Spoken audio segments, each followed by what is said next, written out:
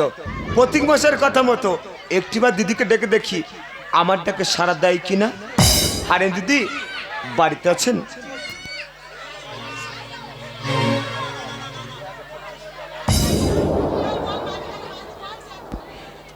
দর্শকদের অনুরোধে জানানো যাচ্ছে, এত চেল্লামিল্লি করলে আমরা গান বাজনা করতে পারছি না।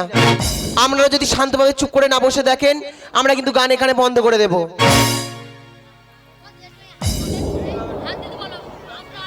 সবাই মিলে একটু ধার দিয়ে দাও, মা আসরে আসছে, কিন্তু কেউ চেল্লামিল্লি করবেন না, এতে ভয়ের কিছু নেই।